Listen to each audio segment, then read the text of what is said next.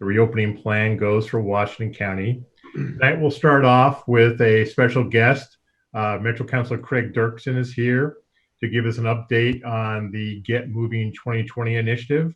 For those folks that haven't seen anything about it, it is about the transportation plan and funding package that Metro might put forth on the November ballot. Councilor Dirksen, welcome. Good evening, Mayor Bubenek and councilors. Thank you for inviting me to come and share with you tonight. I do have a PowerPoint presentation to give you. I also have Tyler Frisbee from our staff is here with us tonight as well. She's my backup to correct any misstatements I make and help answer any of the really tough questions that you might ask. I'm going to share my screen here. And hang on a second. Okay, it's not going to let, there we are.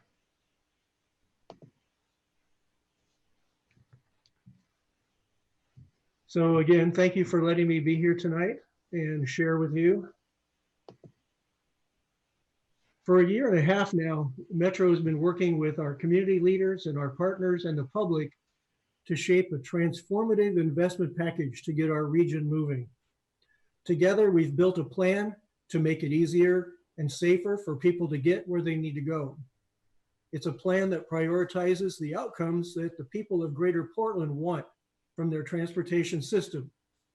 Outcomes like safety, reliability, access to transportation options, and economic opportunity.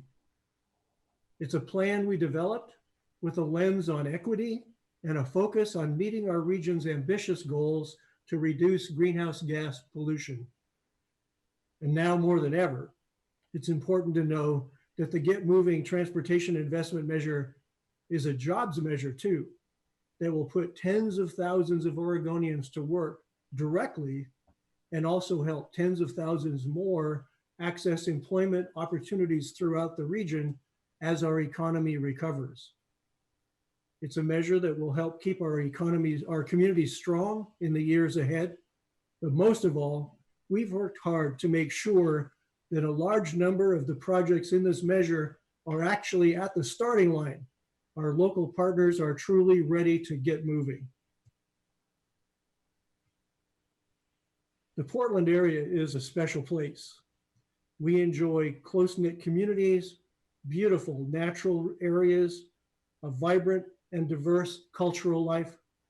It's not a mystery why millions of people want to call our region home. We've seen decade after decade of steady growth. Even during the Great Recession, that barely slowed the influx of new neighbors to our communities. As recently as 2018, Greater Portland saw 2,000 births and arrivals every month. That's a city bus full of new faces every day. And even as that pace ebbs and flows from year to year, we are expecting to add 500,000 more residents in the coming decades. Decades of growth have brought many benefits to Greater Portland, including historic increases in property values, thousands of jobs, and greater economic opportunity. But it's also come with costs, most notably a crisis in affordable housing, encroachment from development on our natural areas, and it has put tremendous pressure on our transportation system. So this is what urban growth looked like in 1910, then in 1940, 1960, 1980, 2000, and where we are today compared to 110 years ago. Well, that means that we face a huge challenge to improve our transportation system. So that means our solution has to be as big as our problem. And I'd like to say that our transportation system is literally the lifeblood, the circulatory system of our economy. And so a good transportation system is going to be vital returning jobs, and allowing people to get to work as our economy improves post COVID-19. Portland area communities have come together as a region to tackle some of these challenges, including passing the country's first ever regional affordable housing bond, renewing a bond to continue to protect clean air and clean water and increase people's access to our parks and natural areas. And just last week, the measure to fund services to help the homeless, to get them people housed and keep them housed, has passed. And I want to say thank you to the residents of Tualatin and around the region for passing that measure moving forward as part of our larger regional transportation, our regional investment strategy. The Get Moving 2020 Regional Transportation Fund measure is a blueprint that will put tens of thousands of people back to work building a transportation system to serve greater Portland for decades to come. The plan was developed with an unprecedented level of public involvement and deep engagement with community leaders and our local partners. Our task force has met for over a year, sometimes twice a month. Local investment teams brought the lived experience of diverse residents face to face with planners and engineers to ensure that local investments truly reflect community needs. Thousands of online survey comments, hours of public testimony, dozens of community workshops and forums, and hundreds of presentations to local governments and businesses like this. And people have told us very clearly what they want. We're going to deliver it with investments that will drive our region's economic recovery. Here's how. We will put the region back to work so that everyone can get where they need to go safely and on time. We will put the region back to work so that we can all breathe cleaner air and meet our climate goals. We will put the region back to work and ensure that our investments in our region's recovery benefit everyone, including communities that have long been excluded from full participation in Greater Portland's prosperity. We will put the region back to work so that people can get to work without spending extra time stuck in traffic. And we'll put the region back to work so that we are prepared for the next emergency. And this picture is a view of the Burnside Bridge, and we'll make clear later why this is an important part of the program. And we'll put the region back to work while ensuring that our communities are stronger and more resilient, avoiding the displacement and disruption that have followed past investments. So, what will we build? We're relieving bottlenecks and preventing future ones. We're building a new light rail line to serve the residents along the I-5 corridor from Portland to Tualatin, including the 75,000 new faces we expect to see in that area in the next 15 years. We're making our communities safer, avoiding hundreds of deaths and serious injuries on the region's most dangerous roads and streets. And we're making it safer and easier for bikes to share the road. We're getting buses out of traffic so that everyone can be on time. So where will we build it? Perhaps you've seen this map before. This measure leverages investments in a critical region network of corridors, including long neglected arterials that link people to job centers across the Portland area. The large pink dot in the center is downtown Portland. The large purple dots are regional centers, and then the smaller dots are indicating town centers and main streets. Some of these corridors include long city streets like Burnside or Southwest and Northwest 185th. Many are old state highways like TV Highway, McLaughlin Boulevard, and 82nd Avenue, which now must serve both commuters and people living in dense urban neighborhoods. All of them connect working families to growing employment areas. Investing in safety, reliability, and transportation options along those corridors will make the system work better for everyone now and into the future. And importantly, this package includes hundreds of projects that have been scoped and readied for investment, so work can begin as soon as funding is available.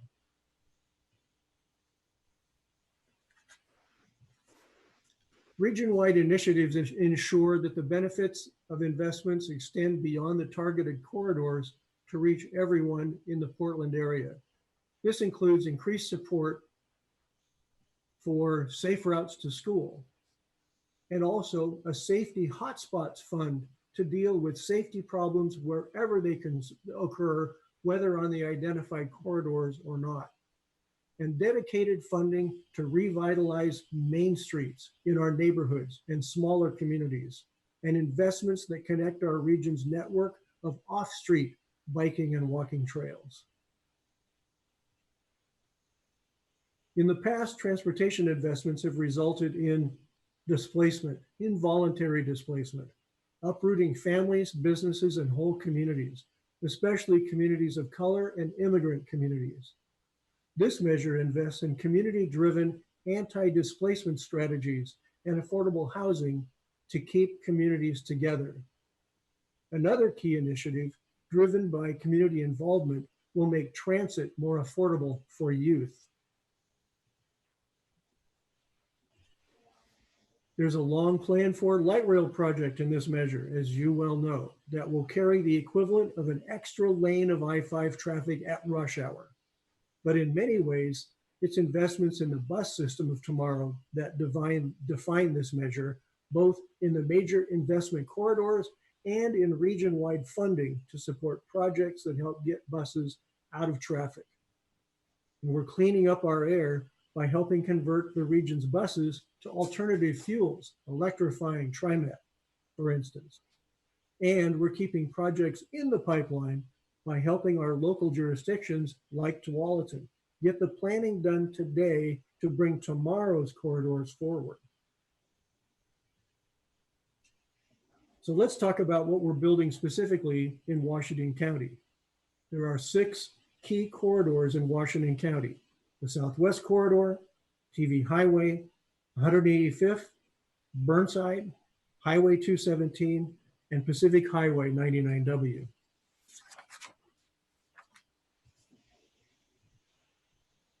The Southwest Corridor light rail line, but it includes more than light rail. There's major improvements to be made to streets, walking and biking, also stormwater, and all kinds of other improvements will be made in the corridor as well as a result of the light rail line improvement. TV Highway, tough to live in Washington County and not have to contend with that from time to time. It's a major east-west route that was built as a suburban or a rural highway, but now needs to function as an urban arterial, which it doesn't always do very well. And we'll make lots of improvements to it so that it serves commuters, bicyclists, transit users, walkers in a much more safe and less congested way. 185th Avenue, the north-south corridor that needs to be addressed. It includes a max overcrossing that will create a separated, grade-separated effect for where the light rail crosses 185th, which currently creates big backups, and lots of other things: safe crossings, transit improvements, traffic signal improvements to make traffic, including bus travel, flow more smoothly. Let's talk about Burnside for a minute. Why Burnside? Well, Burnside, or actually, in my opinion, it should be called Barnes Road Burnside. It's the east-west corridor that links all the way from the north end of Highway 217 all the way to Gresham. It's been identified by our regional emergency response teams as the corridor that is most likely to survive in the event of a Pacific subduction earthquake, because it has the fewest structures that will either fall on it or on it that will fall that would close it to traffic. And that is why the Burnside Bridge is important, because it's a portion of that is the crossing across the Willamette River that's not ready for an earthquake, that needs to be addressed so that will survive a subduction zone earthquake.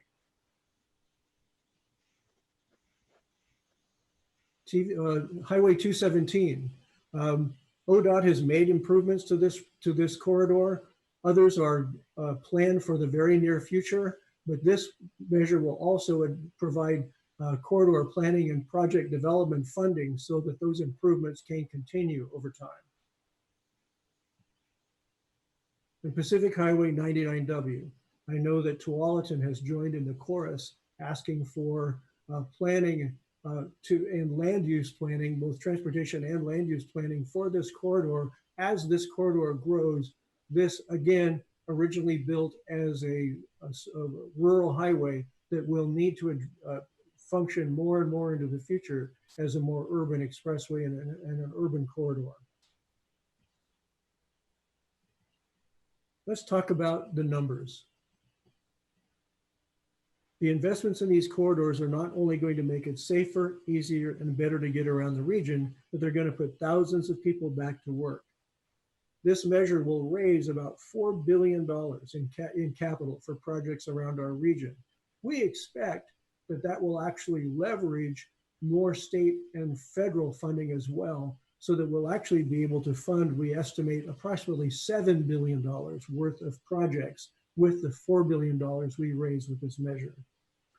It will create somewhere between 37,000 and 57,000 jobs. And we're talking about not short-term, low-paying jobs. We're talking about over a 10-year period at least, an average annual income on these jobs, $98,000.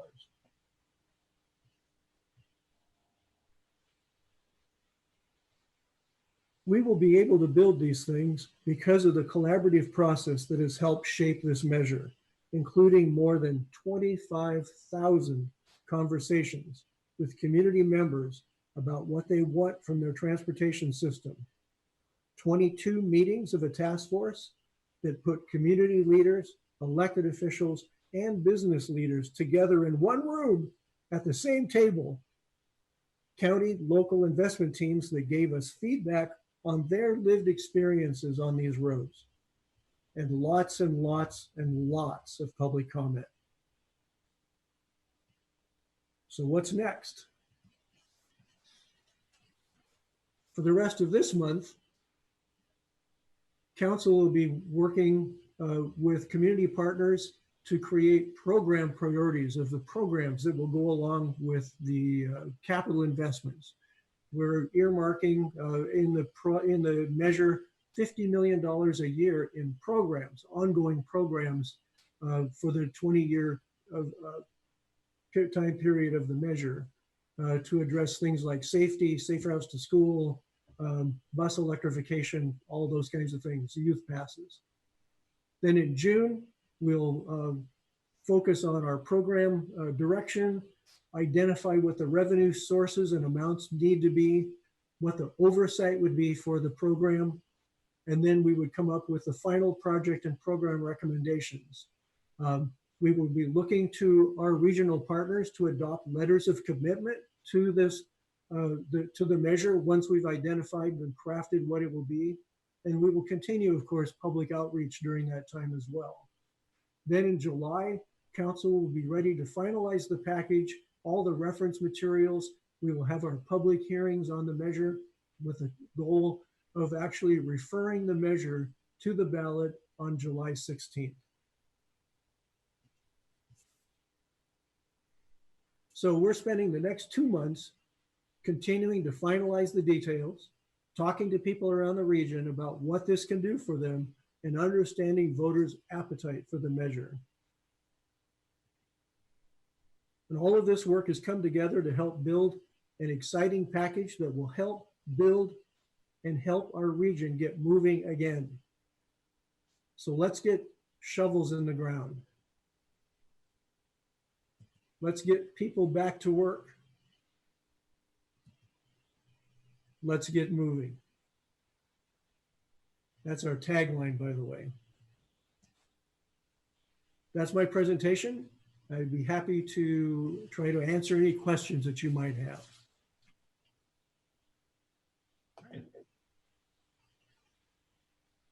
Questions, just raise your hand so I can see you, and I know we'll probably have several here.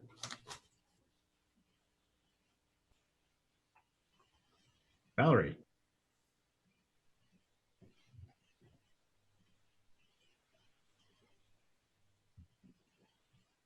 Oh, am I unmuted? Yes. Okay. I have a few kind of random questions. The first was you referenced reducing transit costs for youth, but I was wondering if there's any plans to deal with that for seniors beyond what's available now? There is already a program for reduced Okay. fares for seniors. There's no additional program for seniors planned for this measure.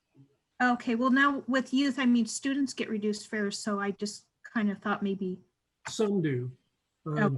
We're still in discussion about what the programs exactly will be. Like 15 minutes before I had started this presentation with you, I was sitting for 2.5 hours with my Metro counselors, and we were discussing the programs, and it circled primarily around what is the youth pass system going to look like? Because there's a lot of, right now it's defined as a student pass, but there's a lot of support saying, no, it should just be a youth pass, not dependent on whether you're a student or not. Who will that include? How much can we afford within that? Can we afford to give free transit passes for everyone 18 and under? How do we know that that's, how do we do that? This is part of the discussions we'll be having for the next month or so. How do we specifically define those programs? Thank you. I guess my other questions, we'll get closer to the new MAX line, Southwest Corridor. Mm-hmm. First, I wondered when you're, I see it's routing up to the PC Sylvania. So will there be improvements in that, the sections of the road up there that really need it for pedestrian and bike lanes along that route? You're talking about for the shuttle route that'll go from the MAX line up to PCC? Yes. There, I don't know that that's been identified specifically as a project, but that would definitely qualify for one of the buckets of money in a program is for safe routes to school, and that would address that. That's to provide safe crosswalks, sidewalks in areas where there aren't any, that kind of thing, close to schools. And then further at the Southwest Corridor, the terminus will be at Bridgeport, but will that be designed in a way that in the future it could be with plans so it's ready to go to Wilsonville at some point in the far future? I mean, will the design be in such a sense to make that? I would suggest that no design would pass muster that would be designed in such a way that it would prevent extension. In the same way that the Milwaukee Light Rail line, though it stops short of Oregon City, there's nothing physically in the way of it being extended further south. All right, thank you. That's all I have. Other questions? Can't believe this crowd's Well, this you guys quiet. are easy. I've got them. I can't. Paul, go ahead. I was going to let Councilor Kellogg go first because I know he's got a lot of questions, but I'll go ahead and speak first. So first off, I believe that Tyler was at the C4 meeting a couple of weeks ago, and there was not a very good reception to this plan. If you have not yet spoken to Councilor Lewis, Councilor Dirksen, I highly recommend you have a chat with her because she basically got blamed for everything that's wrong with Metro at that meeting. I did not believe it was possible for someone are for all the different elected officials to just, and possibly it's because of the Zoom atmosphere and people felt more free to say inappropriate things. I don't know. So that said, there's clearly some issues out in Clackamas County. There's also some issues, and if you look at, and I don't think you need to go back to it, if people go back to the 16 investment corridor map, as you look at the south western portion of Washington County and the southern portion of Clackamas County, which is Westland, Lake Oswego, Wilsonville, Sherwood, and Tualatin, there's a lot of growth. That when you showed that map that's earlier in your presentation, you have a lot of growth coming to the metro region, and there is nothing planned for that area. And that area ultimately will be about 25% of the population of the metro base. And so, again, something to think about. We can't address it now because we've gone down that road. We've eliminated a lot of things that were asked for in that area, other than Highway 43, which was finally thrown in at the last minute. So my main question though is, originally, I'm going to go back to the Village Inn in the Southwest Corridor. Originally the plan was to remove the Village Inn and put a parking structure in there. But I was all for saving the Village Inn. We've eaten there. I know Ryan, he's been a huge supporter of 12th and High School, he and his mom over the years. And I'm very sad to see that they're finally throwing in the towel. But I was all for saving the Village Inn, not so much for the restaurant, but because the parking spaces that Metro was planning on putting in there were going to be inadequate for what we really needed. And once they moved across the street, we got up to 950 spaces, which is still inadequate according to the studies that Metro's own people are saying you need in terms of parking. And I'm fearful of what it'll do for Bridgeport Village.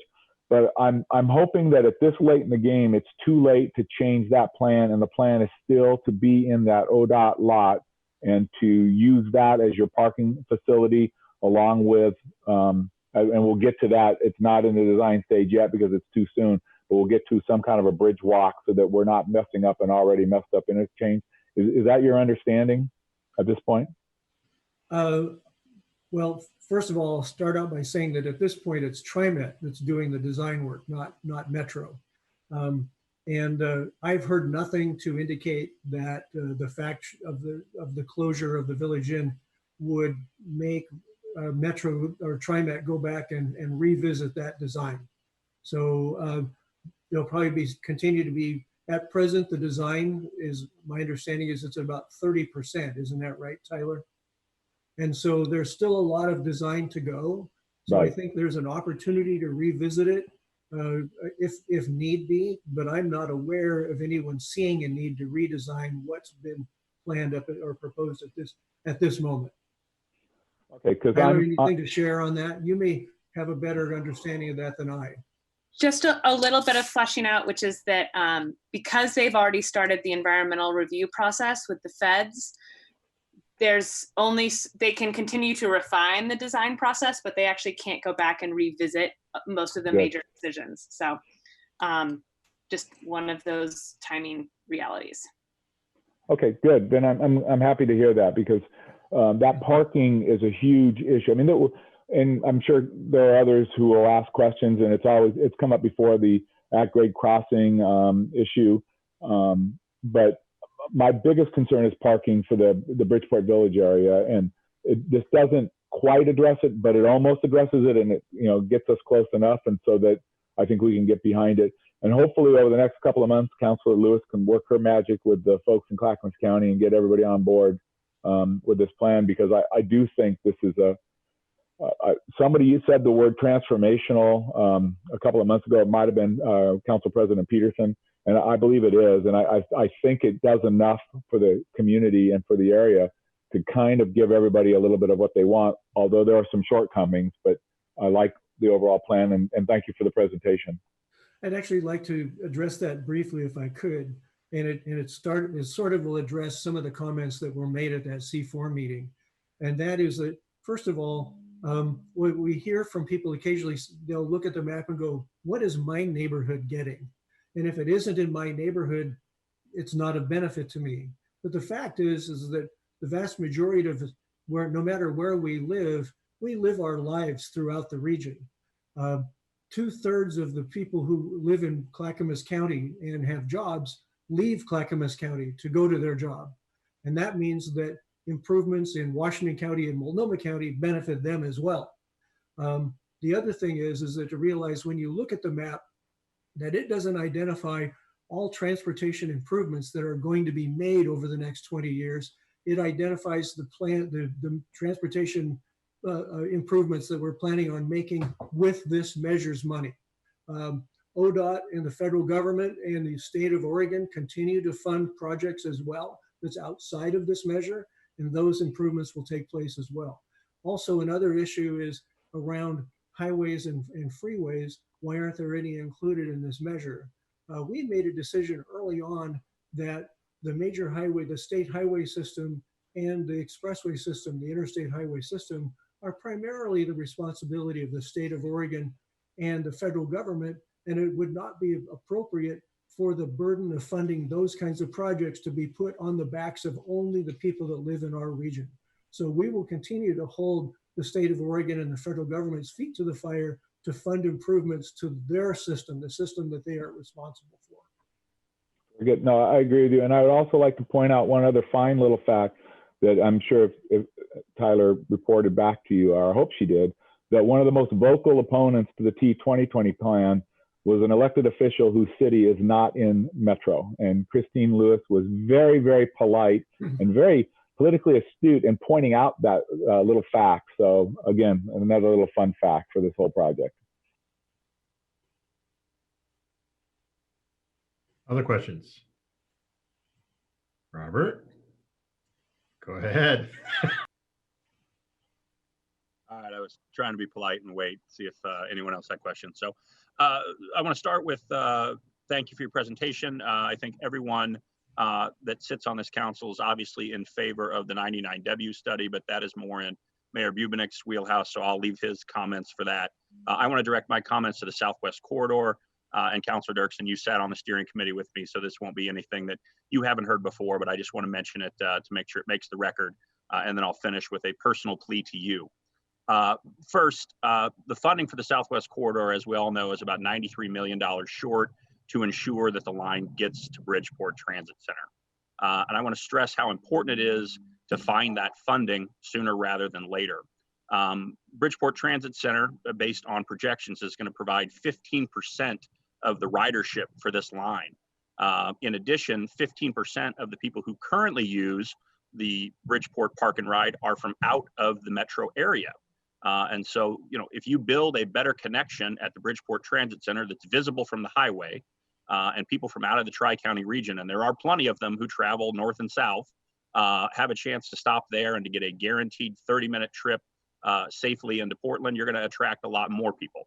So I will go back to Councilor Morrison's position on the parking garage, and thankfully TriMet has increased their capacity in their study from 750 to 910 in terms of the parking spaces. But as he noted, the expected demand is over 2,000 cars. And that doesn't count what may be additional traffic that comes in from outside of the metro area. So that's one reason to get to Bridgeport. The second reason that I want to speak on the Southwest Corridor is connectivity between the west and this new Southwest Corridor line, particularly at the Bonita station where the infrastructure would match up best. As I mentioned, there's not going to be sufficient capacity no matter what size you build at Bridgeport Transit Center if the rail gets there. So to serve citizens of Tualatin, Southwest Washington County, and Yamhill County, it would make sense to have the connection between the West and the MAX be as absolutely as convenient as possible, including integration of the fare systems, where if you bought a ticket to get onto West in Tualatin, you could hop on the Southwest Corridor on a free transfer. Again, you will increase accessibility and you'll increase ridership. Third, I want to speak to what's been called the above grade crossing at Boone's Ferry / Carmen Drive. And right now, the plan is to have the tracks run over Boone's Ferry at grade. And the expectation is that a guard arm will come down for about a minute once every 9 minutes during peak travel time. Now, Councilor Dirksen, you live in Tigard, you're well aware of the congestion that already exists at that intersection. And can you imagine stopping traffic for a minute every 9 minutes, both in the morning and in the evening during peak hours? In fact, in your presentation, you mentioned what's happening at 185th and Baseline, and they're making that change for exactly that reason. So here we have the opportunity to build it right the first time. And I think that for the nominal cost and the relative sense of what everything's going to cost, I don't know why we wouldn't do that. And I learned just a couple of days ago that there's an option to build the road up. As you know, it goes on a real severe downgrade there, build it up over the freight tracks and what would be the max tracks, so that the trains would go underneath and would never be interrupted at the road. And that would cost less than the projected 50 million than to bring the tracks above the road. So altogether, the 93 million plus whatever it would cost to do the above grade crossing or the road and the west max connectivity, we're talking maybe, say it's 110, 120 million dollars. And the current thinking, as I understand it, correct me if I'm wrong, is that the reason that the bond measure for Southwest Corridor is limited is because there was some sort of political suicide being committed if you allocated more than $1 billion to the Southwest Corridor project.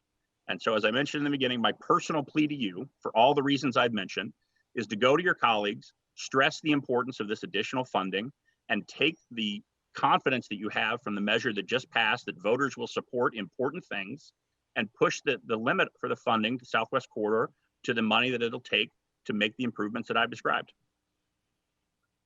I will take your comments to the Metro Council. First, I'd like to say that when I come down off of the Carmen Drive interchange, I turn right at Sequoia Parkway and avoid that whole intersection. So so I avoid that challenge. But yeah, there's always a balance between what you want to do and what you can afford to do. With regard to there still being a gap in funding, I'm not exactly sure where that sits at the moment. We'd have to go back and talk to TriMet about that. I know there's no steering committee meeting planned for the near future, but that's as we move forward with the design. As I said, the actual design of the line is only at about 30%. So there are still lots of opportunities for us to review and consider the final. When I say we, I don't know that we as policymakers get involved directly into the actual construction design of the line, but there's certainly opportunity for us and community members to voice their opinion on where that money should be spent and how it should be done. I had a conversation with Tom Markgraf this afternoon, and he confirmed that the $93 million funding gap still exists. Despite the fact that in quarantine, he told me he'd been out in his yard looking under rocks for money, but hadn't found any. I've lived in my house for 32 years. If there was money under rocks, I would have found it long ago. Well, I hate to go too far astray, but there was a story the other day of 2 kids in France who escaped Paris to, warrant out the quarantine, and they found 2 solid gold bars worth $200,000 at their summer home. So there's always a chance. But anyway, just to put a cap on it, as you mentioned, this is as Paul may have mentioned, this is a generational opportunity. Yeah. And I would hate to see us not do the absolute best we can do to build the best possible route to serve the most people. And if that costs an additional $150 million, then I think we ought to push to include that in the funding measure. Thank you. Thank you. Other questions? All right, I just got 2. So I also have that concern about the at-grade crossing at Carmen. Robert summarized it terrifically. And by pointing out, here we are going to fund fixing an issue that we know we'll eventually have at 185th and Baseline. We're going to have that same issue at Carmen. So let's get it done right now. It'll be cheaper to do it now than later. So let's get it done right, either by doing an overgrade, elevated crossing, or this alternative idea about going under. That sounds intriguing. Second thing is one of my pet peeves I've heard from folks is in the design from TriMet. We've only got one pedestrian bridge, and that's the one connecting the transit center to the parking garage. In order for pedestrian safety, in my mind, to be, it's important that pedestrian safety is considered going north-south. There is no bridge going from the transit center over to Bridgeport Village. People will have to cross 72nd, and that's going to be pretty tough to cross when the buses and cars are on it. So one of my things that will be on my list when we get around to doing letters of support is maybe to find a little money to get a pedestrian bridge over with 72nd also, so that we don't have people getting hit around Bridgeport Village, both east-west and north-south. That is important to me because as it is today, with not buses going in and out there, it's tough to get across that street for pedestrians. And now when you're going to have the drop-off center there and buses circulating around that area, it's going to be super difficult to get across for folks, especially elderly folks, to get across that intersection in time. And we also want to think about all the people who will be running across the street to Bridgeport Village to do some shopping. So I think it's super important to have it there. I keep bringing it up. It can't be that super expensive. I keep saying super, gotta stop that. Can't be that expensive to build, in my mind, because you build it now and you avoid lawsuits in the future. And then I guess you'd be looking for letters of commitment in June, Councilor Dirksen, you said? Yes. Okay. All right. By June, we'll have the draft of the measure in a form, in a finalized form that we'd be willing to share, be able to share and look for support of. Yes. Okay. So I'm thinking, as far as Tualatin's concerned, we're going to be hoping to see maybe in our wish list for part of our commitment is that we'll work harder and try to get an elevated crossing at Bonita and a pedestrian bridge over 72nd, and that'll just a lot of safety concerns and congestion concerns here in Tualatin, and I think also in Tiger. Anything else? Well, thank you for coming. My pleasure. Thank you for having me. December? I'm sorry? You're going to do one more last hurrah before the end of your term? Visit us? Oh, I'm sure. Yeah, I'm always happy to visit. All you need to do is invite, and I'm happy to come. All right, we will. Thanks for Just coming. one moment. Oh, sure, Robert. Councilor Dirksen, is there going to be an opportunity for people to come in and testify in front of the Metro Council before? I mean, I know you mentioned there's some milestones in June and July where the final numbers will be determined, but if I can give this testimony to your entire group, there's an opportunity to do that. I'd love to take advantage of that. I can answer that because those the logistics are often not something our counselors need to check. But yeah, we're planning for public hearings or listening sessions on the full package, probably the week of July 6th. And we're anticipating that it will likely still be over the internet. So we're figuring out sort of the best way to make that work, but plan to do at least one in each county. Okay, and would that, yeah, would that still involve an opportunity before a final decision is made on the final funding amount? Yeah. Yeah. Okay. Great. Well, and in any case, nothing would prevent you from joining any Metro Council work session or meeting and asking to speak just as a citizen comment. Great. And I hope you'll do the same. Yeah. Thank you. Thank you. Thank you. All right, next on the agenda tonight, we have another popular topic. ODOT representatives are here to tell us a little bit about the tolling project and give us an update on the efforts to look into possible tolling of I-5 and 205. So good evening. Let me get my camera going here. I am having to switch off my computer from work. Didn't work, so I'm using my personal one for how I connect with my family during these COVID times. Good evening. My name is Lucinda Broussard. I am the Toll Program Director for ODOT. I have a presentation for you afterwards, or even during. You can ask questions. I like it to be fluid, so it doesn't bother me if you stop me along the way and say, hey, I have a question there. So can you all see my screen? No, can see you. Well, that's good to know, but that's not what I was after. I do not use this computer for that. I need to share the screen. And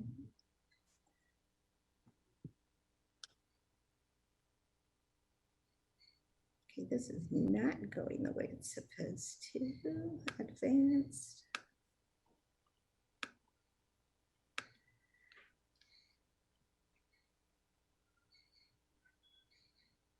Let me see if I can do this way. Advance.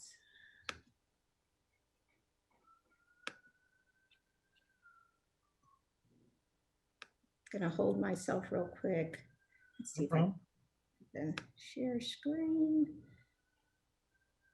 It's only gonna share that.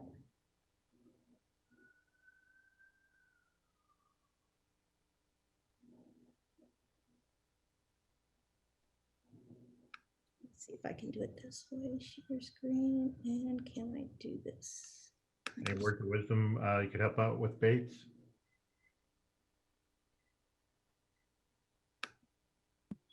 The only other option is we could pull it up from the packet. Or I can share it on my screen if we need to. Can we do that, please? I have a definite, it doesn't, I'm trying to use a Surface versus my Dell, totally different in how you present, which I did not realize because I had not done that. or I'm pulling it up now. I'm not sure that we have the PowerPoint attached to the packet. I'm just seeing the FAQ and the decision tree. I can actually send it to you from my, I have my other computer up. Just kind of.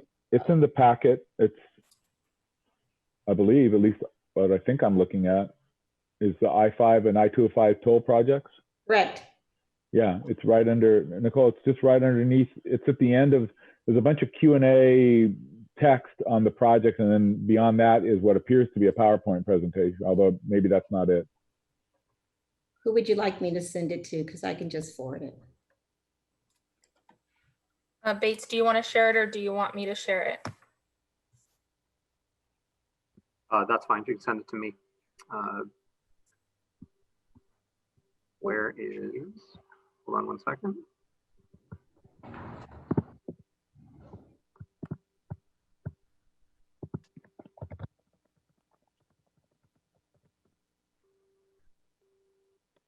Lynn, I sent it to you in the chat, my email address.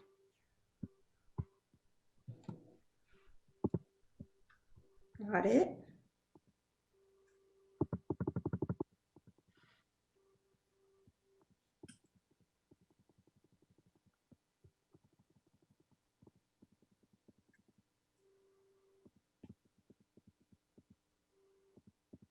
Did you get it back from me?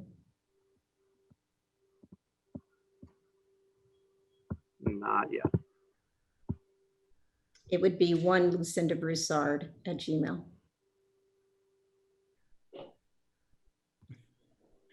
Hopefully it's not too big for the Exchange server. Yep. No, this one's coming from my ODOT, so you should see it from my ODOT. I really do apologize. We've been having problems on our network. We think it's just a firewall issue on the ODOT side, so kind of moved it to my personal, not realizing that it was not all synced up.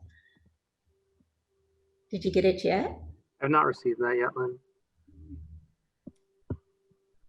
Because it's a 5 meg limit. Yeah, Right? correct. So Lynn, do you know how big the presentation is? Because if it's bigger than 5 It's meg, five. it's It's blocked. 5 megs. Oh, Exactly. You know what? Why don't I do this? I'll take it. Sorry, Bates. And sorry, Lucinda. I got it from Hannah. I'll forward it to you, Bates. it's a team effort here. Yay. Garrett, can you just share your screen?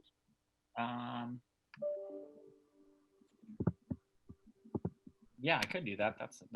That is. I got it, Lucinda. It came through. Oh, thank you. Technology, sometimes at its best.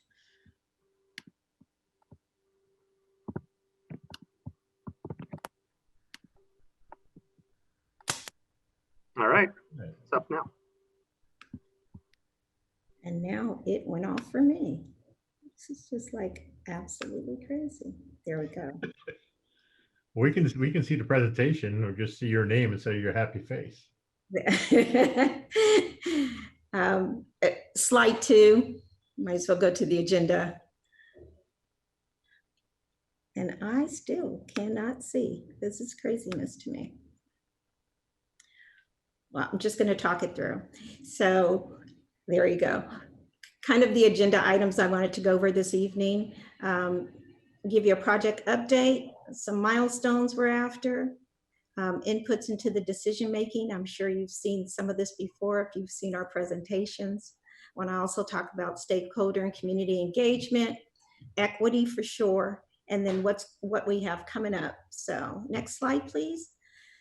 So House Bill 2017, through that, it gave us 2 projects to look at, an I-5 Southwest Multnomah Boulevard to North Boyne and Alberta Street, and I-205 at or near the Abernathy Bridge. And you kind of see it at the bottom, we have the little orange spot. The rust color is where the bridge is. Next slide. It has dual objectives. We're trying to achieve a couple of things: generate revenue and manage demand. And you know, there's a better slide for this where you can see the ideal of generate revenue, how that impacts manage demand. So you're not heavy on one where you're managing demand and you're not generating enough revenue, and it's kind of like a sweet spot. I think I'll make sure that next time I come to you, I'll have that slide available. So those are our 2 objectives for this project. Next slide. So I would say that the revenue generation, when we talk about that, right now what we're doing is we're doing alternatives, and we're using a toll rate. It is not the rate. The rate is set by the Transportation Commission. What we're trying to do is model what different rates look like. What does that mean for managing demand, and what does that mean for, it's kind of like we're trying to look at a toll rate that they've picked, and I think they're using the same one that they used during the value pricing. And they'll give us ranges in the end, and the Transportation Commission will be the ones who determine what the rates are. The other point I want to make is that, you know, all the revenue, when we're talking about after we paid all of our bills, the revenue that's left over, there's money there for travel lanes, bicycle and pedestrian facilities, and transit improvements along the roadway, but not buses. So we can do lots, we can do bus stops. We cannot buy buses with the money though. Next slide. Here's our timeline. That's what we're looking at right now. So as you can see, the 205 toll project, we're sitting right about at it now. We believe that we're going to start in July with the NEPA process, and that will take a couple of years. So you can see that gets us through 2022 somewhere. The widening, there is design, yes, we have money for, but we do not have money for construction. So that's why there's an asterisk there for that 4-year construction period. For the I-5, we're at this summer, we'll start refining the alternatives. We will not be in the NEPA process. That will not start till end of 21, early 22. It takes 2 years, and it may take us a little longer because it's the first of its kind project. And then equity, and we've already started that, and we've talked about it, and I have some slides here to tell you where we are so far. So next slide, please. Here's what it looks like for the NEPA. So just specifically for 205, if we start NEPA in July, what does that mean? So you see the orange dot. We start the process, and FHWA has classified it as an environmental assessment. We'll start that this summer. We're gonna publish the purpose and need. And those gold dots that we put on here were places where you would have input. So it's places that you can talk about those things. So we want to make sure that we have those all kind of in our timeline. Where are we getting input? Like at what point and for what? So you'll see on this that the first one is purpose and need. It would go out this summer. It's a 45-day comment period. We plan on doing, somebody said today that we're overusing the word robust. So I'm going to use it one more time today. Robust engagement. For the EA, it doesn't require that, but we are talking about doing an EA And we're calling it an enhanced EA, and I call it one on steroids, which means there are far more opportunities for public engagement. There's more opportunities for comments. There are more opportunities to review documents. So we're making sure that we're open and transparent with what we're trying to do, and that you can see it as we go along through this process. Lynn, can I stop you real quick for a question? Yes, you can. For folks who aren't into government acronyms, can you just let people know what NEPA is and what FHWA is? Federal Highway Administration, and NEPA is the National Environmental Policy Act. Thank you. You're welcome. I'm sorry. I'm usually the one saying to do that. Next slide, please. So talk about inputs to decision making. One of those things that we said that the Oregon Transportation Commission was going to handle was toll rates. And you're asking, okay, then how do I influence that process? So we set up this kind of like, here's where the inputs happen and here's where they go. So we want to make sure that folks know that everything is funneling up to the Transportation Commission, and that it literally, anything that's happening is going towards them. They will eventually have you can see toll rates off to the side. Eventually another policy committee that will help with toll rates and probably helping with some of the policies that will happen on the tolls. Next slide. Here's what we've been hearing. So as we go around and we do these updates, we hear a lot of things.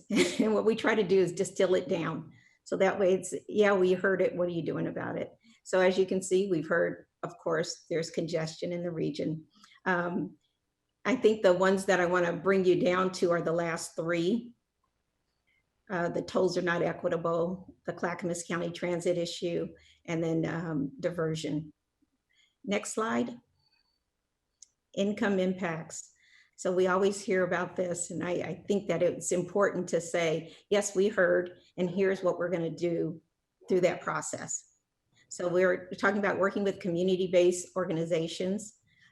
We also have something called community engagement liaisons.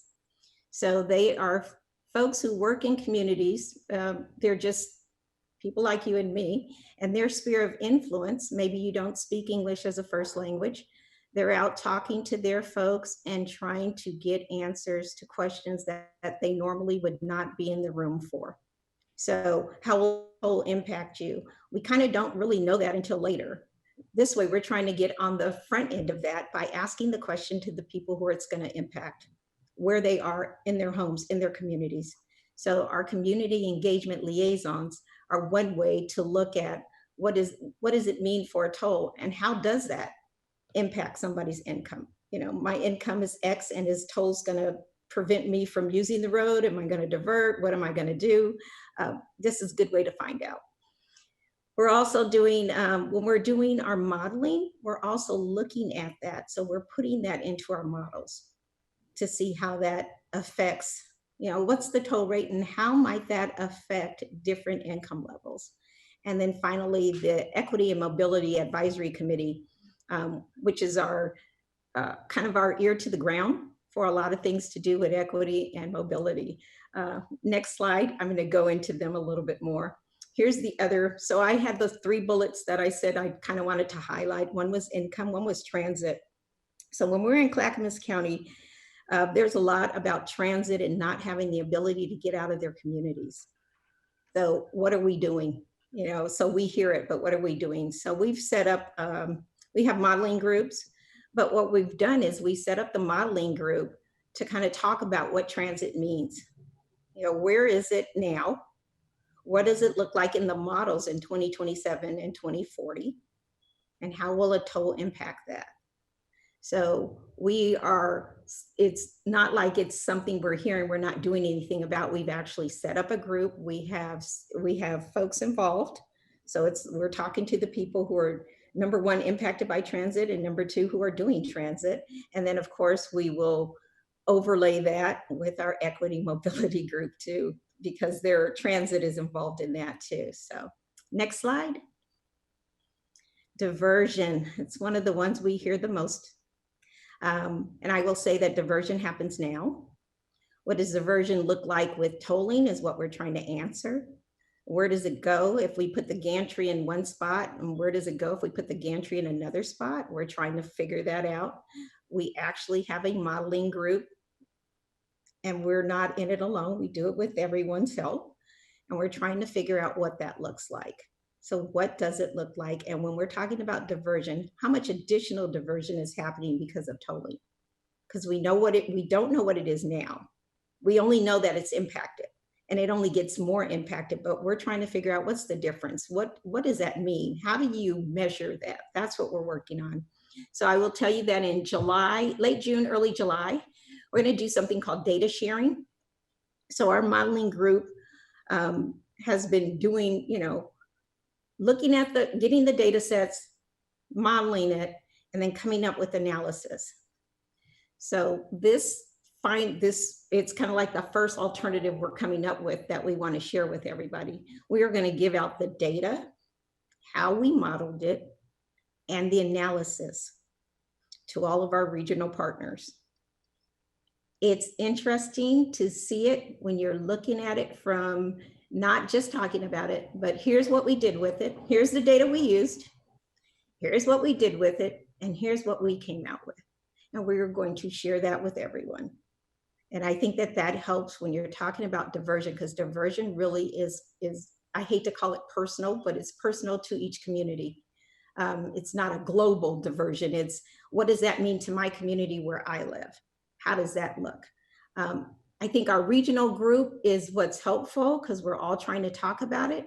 I think when you see how it gets modeled, that explains how we talk about it. Because we can't talk about it community by community, because that's not what it does. When you put a gantry in one place, it may not work the same way. What does that look like, and how much of that load could someone carry? So we're going to share that data with everybody at the same time. And we're going to explain what we did. So I think that will help with the diversion question, because then we'll come in, and when you have questions after you review the data and talk to you about how we did it, and try to explain, it's almost like try to understand how you did what you did with it after we did what we did with it. It might sound confusing, but I think it's going to be enlightening for folks to see how big of a model this is that we're trying to do a global look at diversion. Where does it go? And then when you take it and try to do a community look at diversion, what that looks like. So I think it'll be an experience for us all. My team is looking forward to it, and so am I. Next slide. Upcoming opportunities, and this is opportunities for input, as I was saying before. These are those gold diamonds we had on that timeline. The purpose and need is the first with the project alternatives. We'll be getting that out in July. 45-day comment period. Once we select the alternatives, it'll go back out. We'll ask again. Any document that we're doing, we're trying to send out for people to review. So it's not done in a black box. We're kind of opening the lid and saying, here's where we are, look at that, and give us your comments. Equity framework, we're going to be doing that for our EMAC, our Equity and Mobility Advisory Committee. They're going to have some framework to work with, so then that way they can apply. They'll be working alongside NEPA, so they can apply the purpose and need to the equity framework and see how that comes out. And then the travel preference survey, which we have done one time, and we did it right before COVID, like a couple of weeks before the stay home, save lives. We finished the survey, we just let it go. So that way we would just have some data about what it looks like pre and post, well, pre and during pandemic. Just data. Next slide. Just talking about where we're going, where you'll see us. As you can see, we're trying to be any place somebody wants to hear about what we're doing, keep people updated. Next slide. Same thing, stakeholders, we're calling, CBOs, community-based organizations.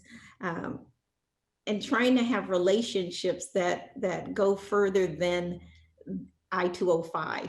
When we're talking about tolling, what does that mean across the board? Because we are going to build a toll system, not just a toll project. Next slide. Equity. So I would say that our EMAC, our Equity and Mobility Advisory Committee, is definitely a linchpin to what we're doing for equity. We have 15 members on that committee. If you want to go to the next slide, I think we have 15 members. We have worked with regional partners and gotten names and reviewed and put people on this committee. Is kind of, I would say this is one of the hardest committees to fill. And it wasn't because people didn't have equity experience or experience in mobility, but we are during a time of crisis, we're asking you to give something else. And I think that that was what was difficult in filling these spots on this committee, because people were tapped out. So we did eventually get our 12 appointed members, and then 3 at large that we have, and they have equity and mobility experience. So it's either professional, we have some professors, we have people who are racial equity, social equity, transit. I mean, we're around the table. I would say that we have most perspectives covered. Next slide. Here are members. You can kind of see on the side what they represent. Next slide. The preference survey, talked a little bit about that we launched it March 12th. I think the order 2012 came out like the 23rd or 24th of March. We had 500 responses before it came out, and it asked some questions. It asked, for your last trip, did you have any congestion? Do you take alternative routes? It's just, would you be willing to pay a toll if it was a reliable trip? So those are the kinds of things we were getting at. It's just timing. So we're looking to start that survey again in the fall to use that data set so it's more updated than the one that's already there in the model. It's not as updated. We were trying to get something more updated, and we'll try again when, I hate to say when things come back to normal, because I don't know what normal is, but we're hoping in the fall is somewhere close. Next slide.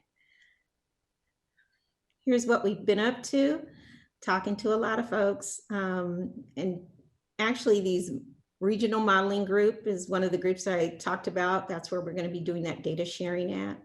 The transit multimodal working group, another group we put together. Just, we have folks who represent, communities, cities, counties, states. We're just trying to, Washington, Southwest Washington is very involved involved in what we're doing. So we're trying to make sure that they stay updated and that they're within these groups that we have. Next slide. Here's our upcoming, you guys made top bill. We have a lot more going on. Tomorrow afternoon, we do have a reception for that Equity and Mobility Advisory Committee, starts at 5:30. It is online, virtual, open, of course, to the public, and Transportation Commission tomorrow morning as an update. Next slide. Contact information now. Any questions? Thank you for presenting the slide. All right. Questions for Lynn?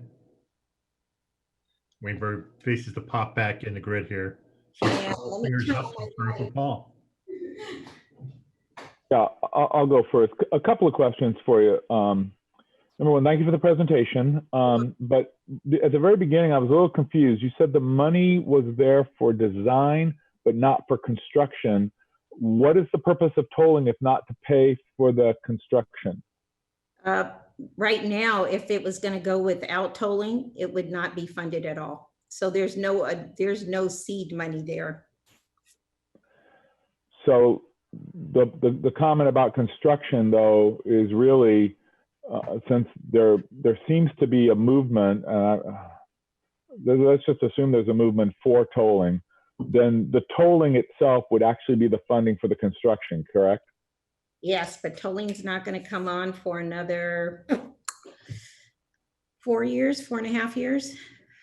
All right, but then once the tolling was decided, that would then fund the construction of the project, provided there wasn't enough groundswell movement for no tolling to get the state to supply the funding without tolling. And I guess that's another separate argument.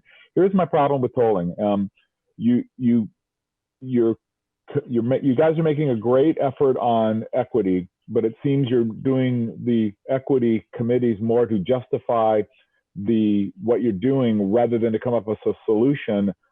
And mainly because the bottom line is there is no solution to an equity fairness when you're tolling somebody. It is clearly, a toll to me is not nearly the same impact on my finances as it is a toll to a young working mom who's trying to support 2 kids and working 2 different jobs because nobody will let her work more than 30 hours because of the health insurance issue. In other words, all these other things that we have no control over, but that somehow we're going to just, I guess, look the other way. And so I have a huge concern with the equity issue unless I start hearing something about how they want to be more fair and more transparent about it. And I'm not hearing that. Number 2, I know the mayor of Westland and the mayor of Lake Oswego have spoken at great length about their concern of their community getting overrun. I am concerned about the overrun in the city of Tualatin if you place the tolling gates where you're placing them. If you were to put them, I don't know, let's say at the Willamette Bridge in Wilsonville, it would be a much more fair equity position for everyone involved. In other words, those who are within the metro region who are already being asked to pay a tax to pay for transportation projects would then be unaffected by the toll road, as opposed to now I'm paying for the metro project, the TriMet project, and now I'm going to pay a toll every time I go to Oregon City, except I won't because I'll use side roads, which is what the mayor of Westland and the mayor of Lake Oswego are highly concerned about.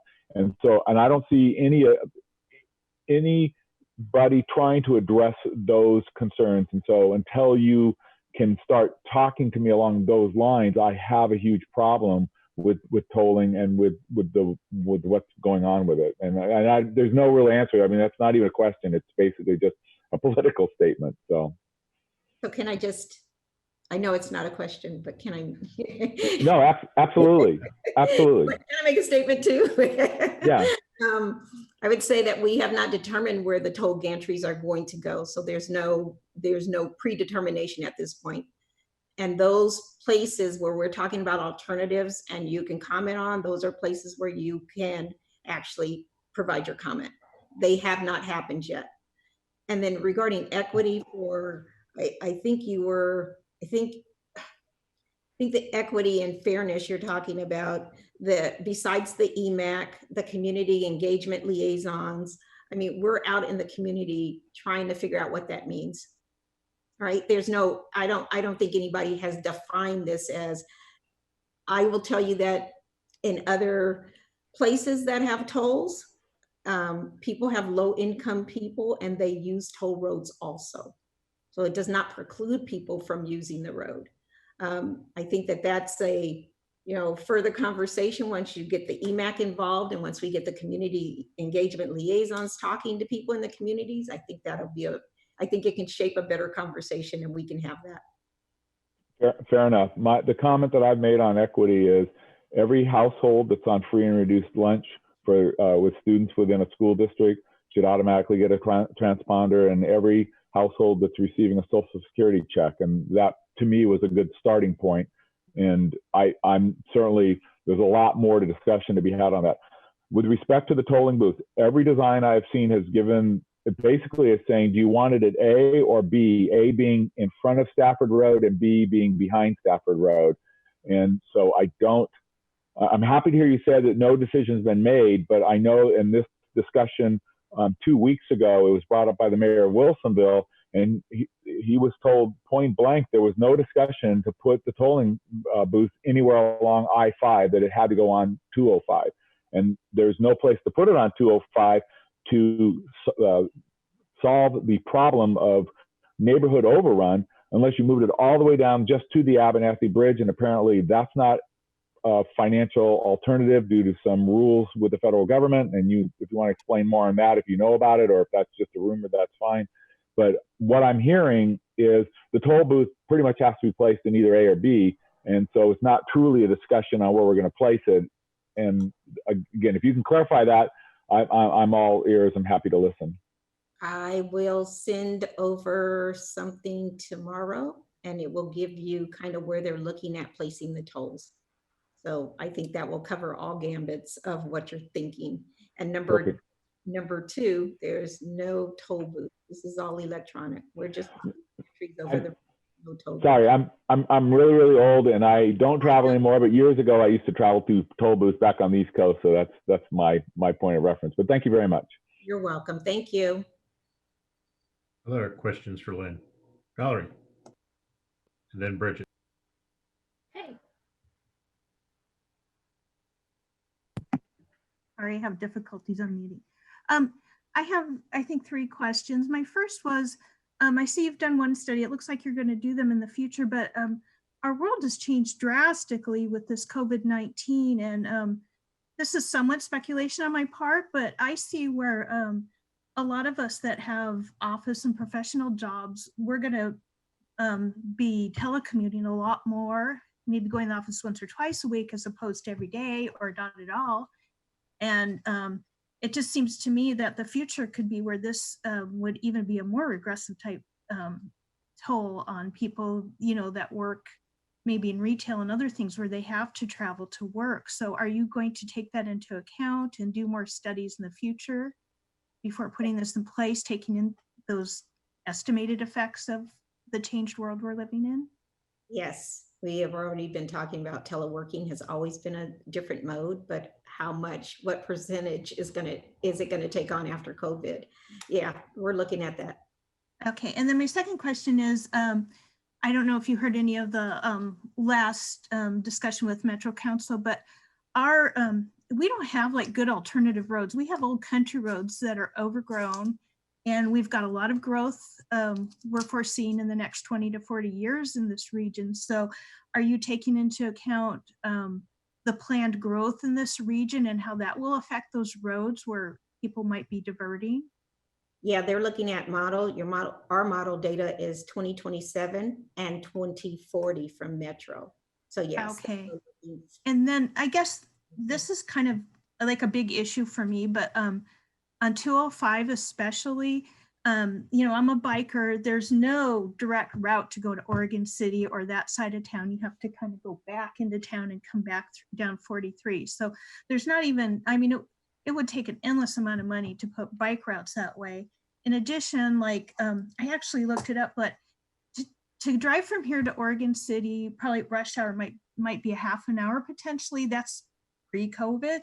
To take a bus is an hour and 47 minutes. To go to Happy Valley, which might be another 10 to 15 minutes driving, that's over 2 hours. So people working, the way the bus lines are now, it's just not a, you know, viable alternative to get to work and spend, you know, over 4.5 hours to get to Happy Valley a day. So are you considering that on this tolling with 205?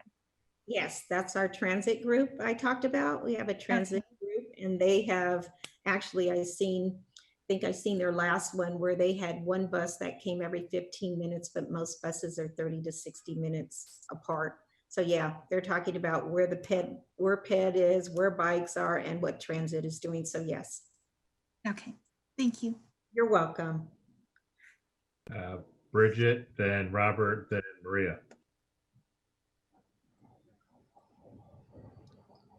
Hi, thank you for your presentation. I have similar concerns as have been stated by other counselors. As a social worker, I have big concerns with equity. I see this as kind of a regressive way of paying for something. And I have concerns with the fundamental idea of this idea moving forward. I don't know that voters are gonna ever support this with our history of how people vote, even just on sales tax. And so I think it's a big uphill battle. And I think that we're spending a lot of money on a whole department for tolling that we could be utilizing for something else. So I just want to say that in the front, it would probably take a miracle for me to get behind tolling. So in our area, we already have big issues with transportation. Our voters are extremely concerned about it.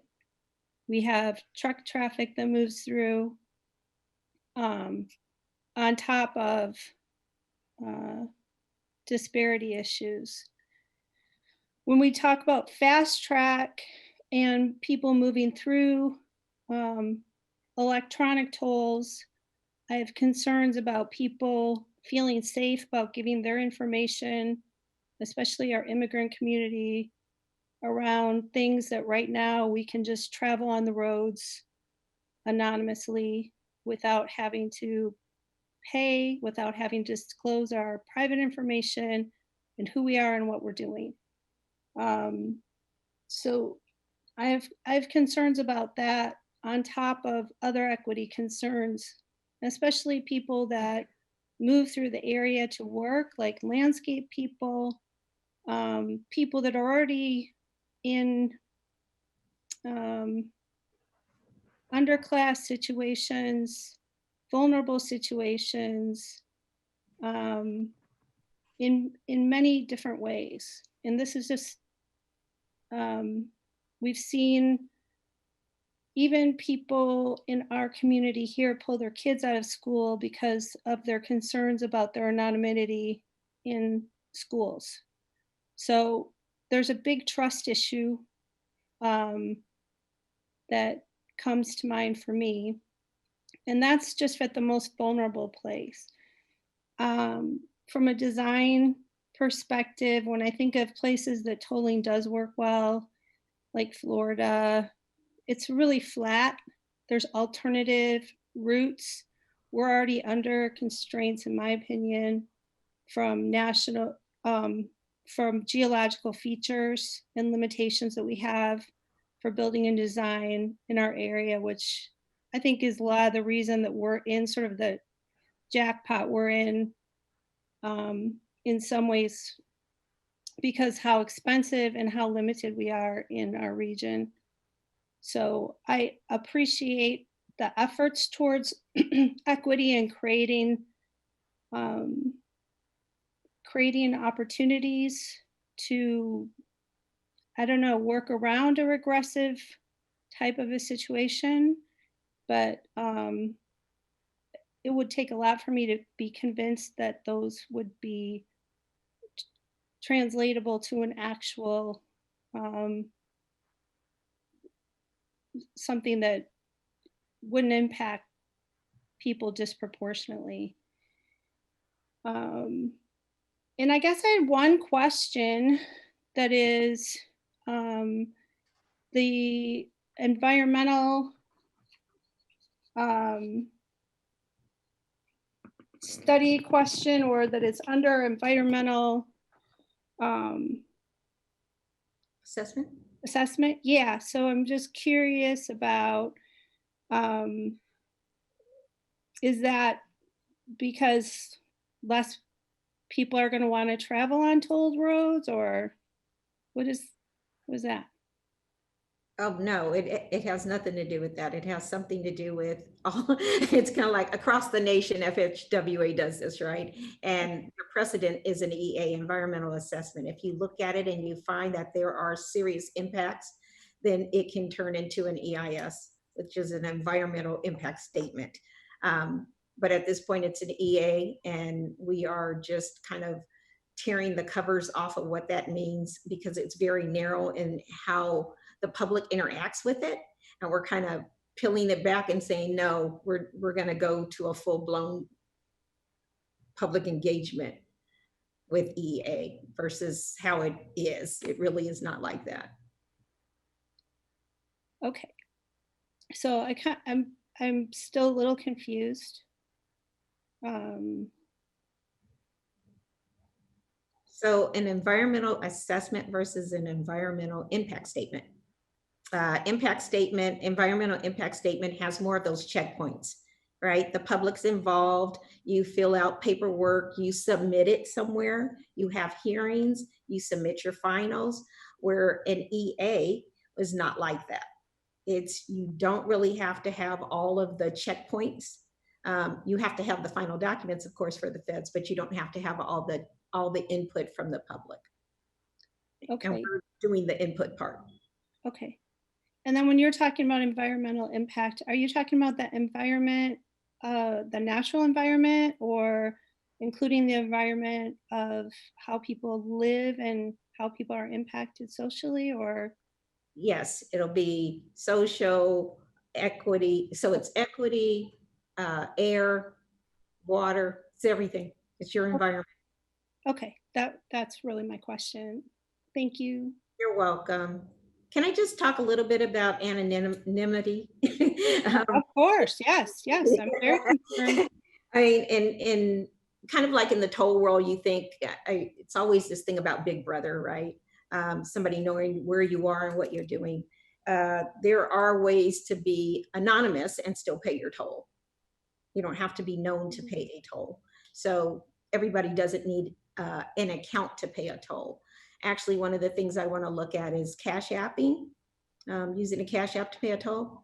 And that way, it's like it's not attached to an account. It's not attached to anything except license plate. You pay it, it goes away. That way you keep some of that. I don't have to tell you who I am and where I live. Okay, thank you. You're welcome. All right, I got Robert, then Maria, then Council President Grimes. All right, Ms. Broussard, thank you for your presentation. I'm going to take first question is a broad one, and Paul touched on it a little bit. House Bill 2017 that gave the authority for the tolling didn't specify what areas needed to be tolled, and it also gave permission to enter into agreements with the state of Washington. And so when the legislation passed, I think there was an expectation out there that the tolls would go on the big choke points, which is the I-5 bridge across the Columbia, the 205 bridge across the Columbia, and the Boones Bridge. And given the content of your presentation, my expectation is that that is no longer an opportunity to make a comment about where the tolls might be located, that they're going to be somewhere on I-5 and somewhere on 205, but not at the major choke points. And given the difficulties that have already been expressed with diversion and all the other headaches that are going to be caused by trying to locate these tolls strategically, can you tell me, if you know, was it ever considered to put the tolls at the main choke points, the 3 bridges? And if so, why was that idea not endorsed? So I'm going to say, I don't know. I just came here at the end of January this year, and I'm sure that was further back, but I'll get you an answer and send it over to you. Great. And on that point, your previous experience was with the Washington Department of Transportation? I've worked with Washington, with Georgia, with New York, New Jersey, Baltimore, Okay. Florida. And that's a vast amount of experience. And in your experience, how effective has tolling been at reducing congestion? Actually, it works well. And that's, you'll find that across the country. I mean, right now you won't find it because right now there's no congestion, but when there is congestion, take California in itself, Silicon Valley, they put up a managed lane system there and it does work. But okay. Remember, and in that system, did they do it at major choke points? Or did they take little specific bridges, like say in Washington, you know, there's the Tacoma Narrows Bridge is tolled, and you can't get in or out of Gig Harbor without going across and paying that toll. But the Abernathy Bridge is a different animal. There are 5 or 6 different ways around the toll. And so I question the wisdom of limiting the space for these toll booths where people are going to have the ability, if not the desire, to go around them. yeah, that's the idea of looking at the alternatives and finding out where those diversion points are and what their impact is. So they're looking at that. So will some of the revenue from the tolling then go to build additional infrastructure on those diversion points? It can go to ease those points. Yes. Yes. The money But can it would be 10 or 15 years down the road, once the revenue is collected, all your expenses are paid. And so for 10 or 15 years, those diversion points are going to suffer. Yeah, because you have to pay for the construction. Sure. Okay. And on the equity piece of it, I don't have any doubt that the committee you've put together and the people at ODOT are going to do everything they can to make it as equitable as possible so that people who can't afford to pay the toll will be able to afford to travel the roads. But what I question with that strategy is then how are you going to reduce congestion? If the number of people who are traveling the road today is going to increase, and as you know, you mentioned the population forecast, we're looking at 500,000 people coming to the metro region in the next 20 years. So with making the toll affordable to those who can't afford it, and those people who are just above that line and unfortunately get squeezed and have to pay the toll because they can't choose to go to work at 10 a.m. instead of 8 a.m. or leave work at 3 p.m. instead of 5 p.m., how is this overall system going to reduce any congestion? Well, the toll rates are set by the Transportation Commission, so I don't know what they're going to be, but I will tell you that they are looking for, so I think in the modeling is a good example of trying to figure out what's a good toll rate, where's the gantry, what's the impact on income, what does transit look like, all together to get to those two objectives, revenue generation and managing demand. Right, but the fundamental notion is that you'll reduce congestion by people believing that they don't want to spend the money to travel. Is that accurate? Not true. Actually, a reliable trip. We're not trying to get you off the road. Do you want a reliable trip for the time that you are on the road? Right, but again, I don't understand. There's congestion points today that this is not going to solve. Right, so I mean, locally speaking, we've got a congestion point from Carmen Drive south on I-5 all the way to the Boones Bridge. None of the options that are listed in your presentation or anything that I've heard are going to solve any of that congestion problem. No, they're not, but they're going to be looked at because the system will be regional eventually. So right now we're at the 205 and then we're at the 5, and where that starts and ends may be different than where it starts and ends right now, what we're talking about right now. It's just like, okay, well, I certainly hope so. And on the I-205, if that toll is not just concentrated on the Abernathy Bridge, which has its own problems, then I implore you to use all of your influence to set it west of the Stafford Road exit. Because if you do not, there are several options that people can pull off at Stafford and get everywhere that they need to go that the Abernathy Bridge could take them. And so if the toll is east of Stafford Road, you are going to have an extraordinary amount of diversion on roads that can't handle the capacity that's there today. thank you. Thank you. Councilor Reyes. Hi, yes, hi, this is Maria, and thank you for your presentation. I am a little concerned because like Councilor Brooks and Morrison have talked about I know you mentioned that the cost is going to be decided by a different committee. But my question is, how are we, when will you start, number one, when will you start asking, I guess, the community for feedback in Tualatin? And may I suggest also that, just like what Councilor Kellogg said, to please be strategic in where that tolling is going to be. We do have a free clinic on that Stafford exit that it's being used by a lot of people currently who are underserved and who don't have medical insurance, and it's highly used. I mean, we have people go there all the time from everywhere, and I'm concerned that they might not, because of financial issues, they might not want to or may not get to that clinic because they will have to, there's going to be a high cost on this this tolling. So I just feel like we need to be careful about that because it is essential for our community, at least in Tualatin. So the other question I had was, when you start doing these surveys or getting feedback from the community, a lot of the people that don't really give feedback are the people who actually need the work, need the help. And for so many reasons, I can tell you many reasons why, but they do use that area a lot, whether they're going to Wesleyan to work as either landscaping or housekeeping, whatever that is, or Lake Oswego, or they're going to the clinic right there. It is a very crucial location for some of our community.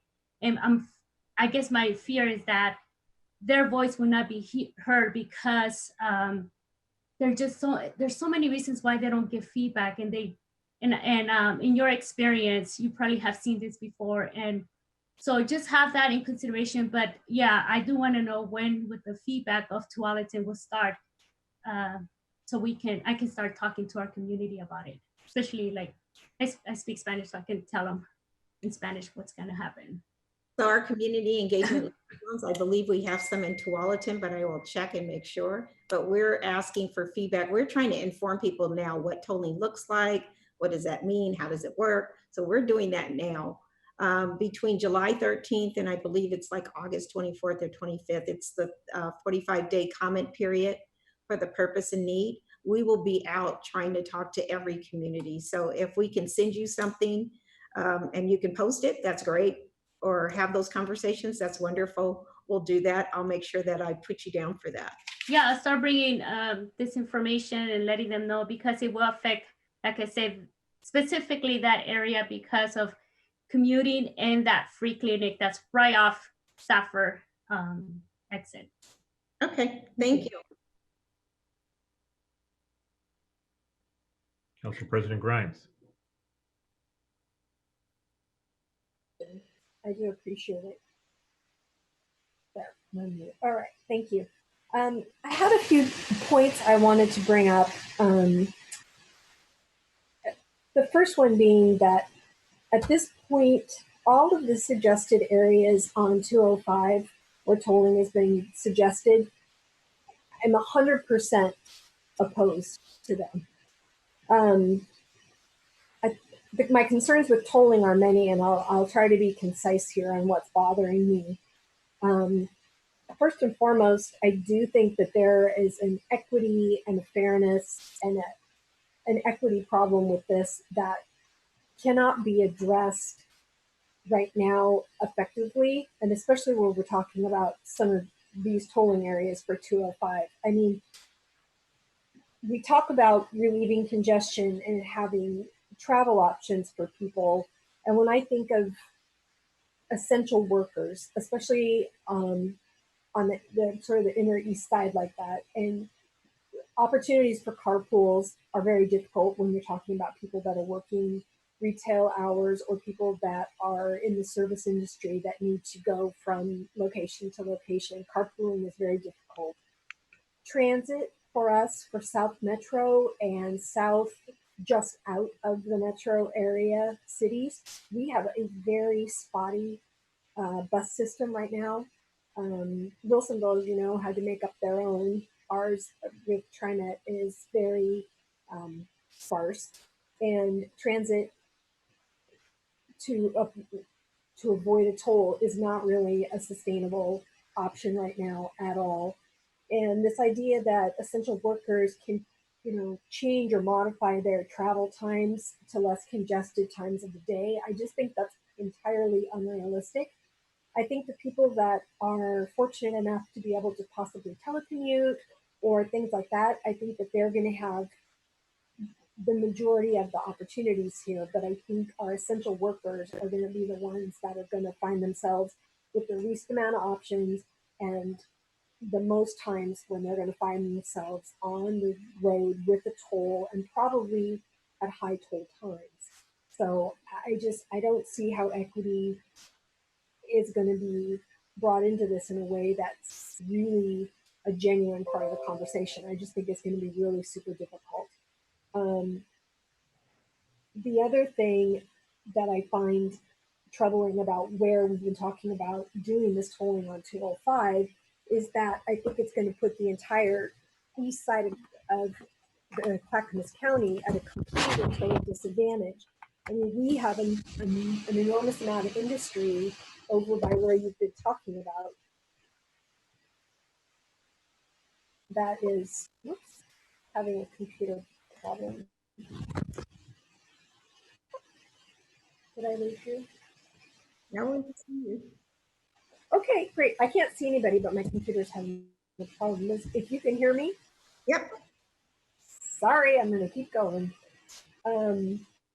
We have warehousing, we have trucking, we have transportation, industries, on the east side of Clackamas that use I-205, and I think it's going to be a huge disadvantage to them that there's going to be a toll piece within their daily work zone that they're not going to be able to get around. And that, the industry in that corridor is so heavily warehousing, transportation, trucking, commercial products, construction. I mean, I just think that they're going to take a huge unfair burden of this tolling. And again, they're going to be in industries where they're not going to have the option to change their travel times and, other things that, a different type of business or a different type of community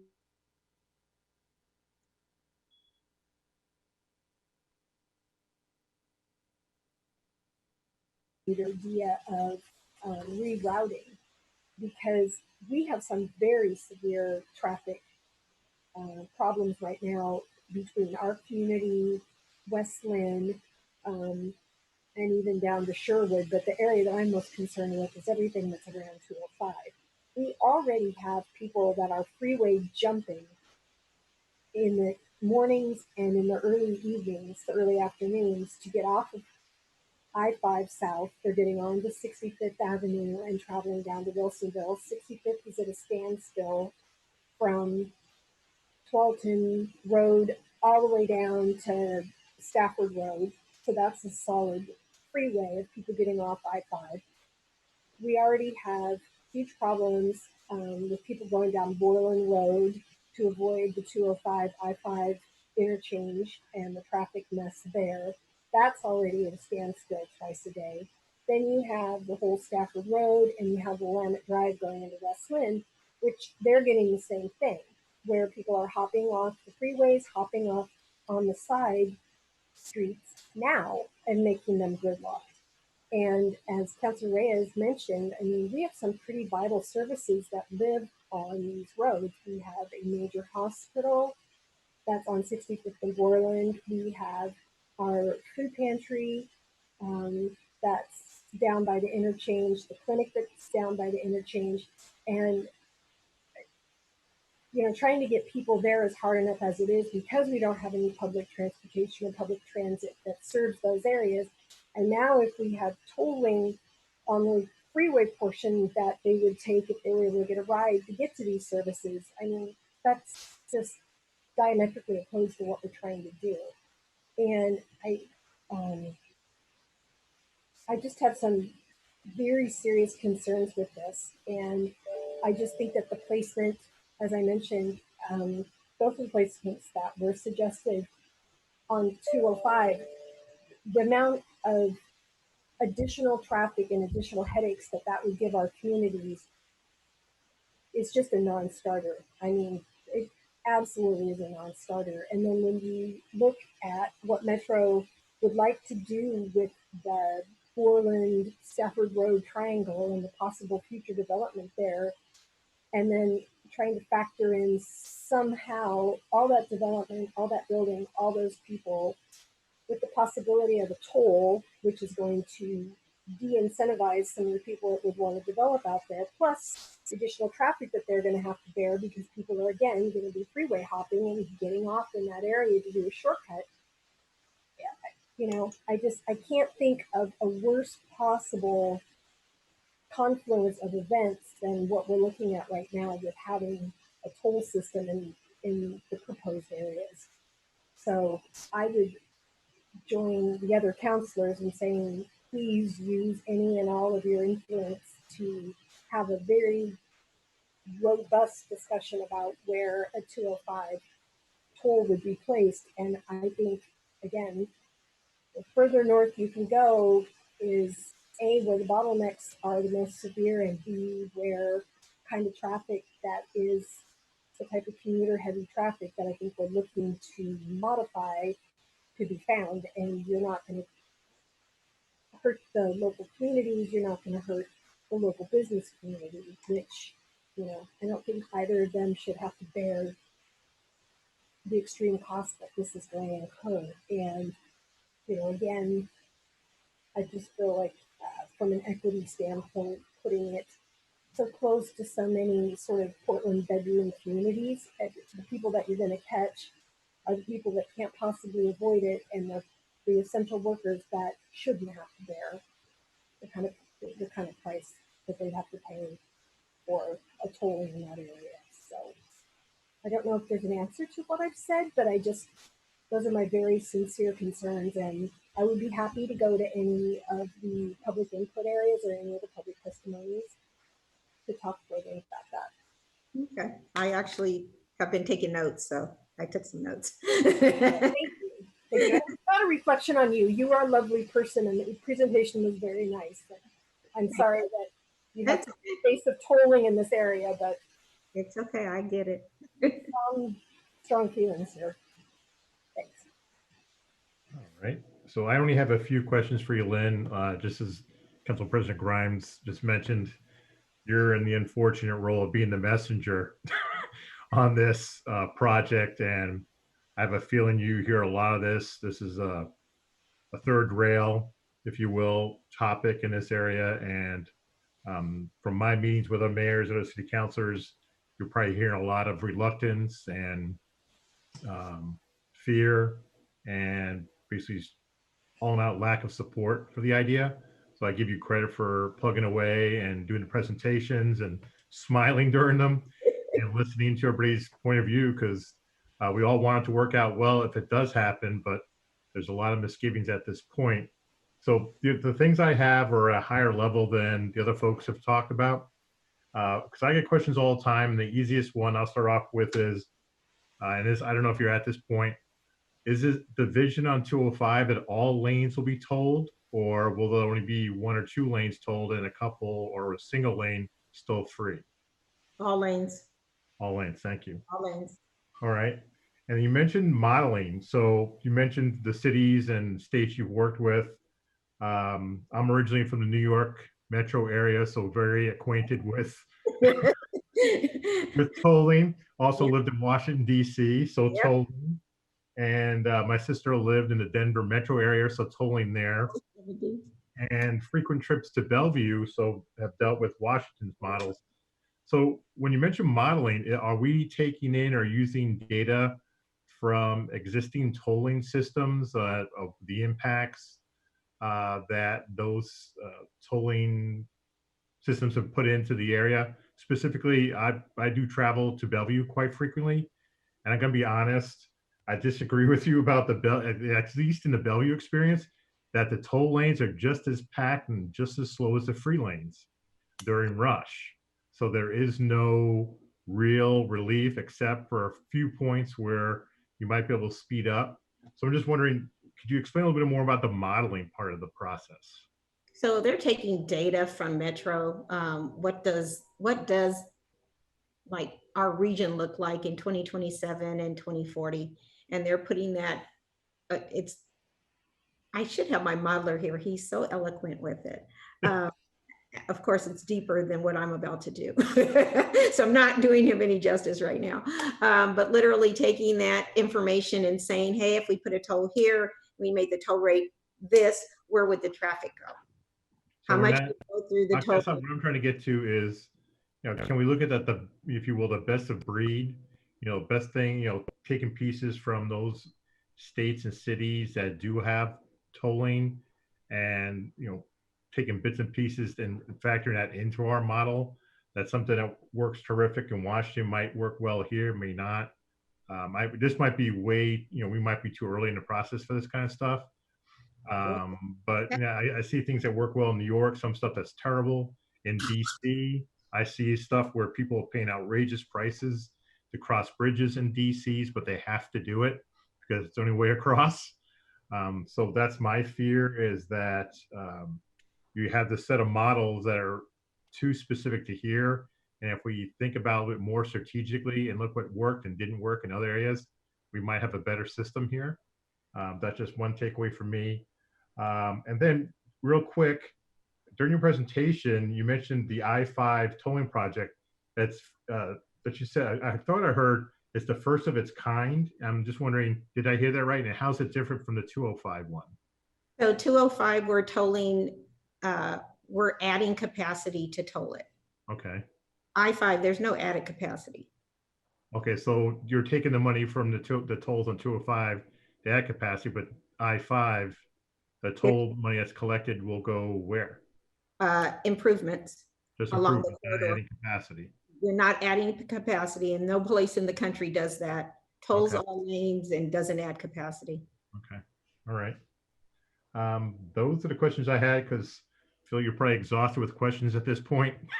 You've got a long road in front of you. You got a few more years to try to bring this across the finish line, but I'm with the rest of the city council. You've got a tough road ahead of you. Well, I appreciate that, and I'm up for a challenge, but like to come back and talk to you guys more. Definitely want to come back and talk about equity every chance we can get as we go further along. I appreciate your time this evening. Thank you so much. Any other questions for Lynn before we let her go home? Or actually, before we let her enjoy the evening, not go home, you're already home. Thank you so much. Have a great evening. Wait, Councilor Kellogg has one. Oh. Yeah, just a real quick question. So at this point, is there any presumption about who's going to operate the tolling system? Is that going to be ODOT itself, or is it going to be a private party? It will be a vendor. It'll be a vendor. Okay, and then one other question with respect to the business community. I know several people are out now paying weight mile tax already. Is there any consideration for those folks that they might get a discount on tolling since they're already paying into a fund? Don't know if the Transportation Commission is going to take that into account or not. Okay. Thank you. Look forward to your next update. Okay, take care. Have a good evening, Lynn. All right, that wraps up our items on work session. So we don't have time for our council communications, so we'll do that. We'll probably save that to the end at the end of the TDC meeting, since we have a TDC meeting tonight. So are there any questions on the consent agenda tonight?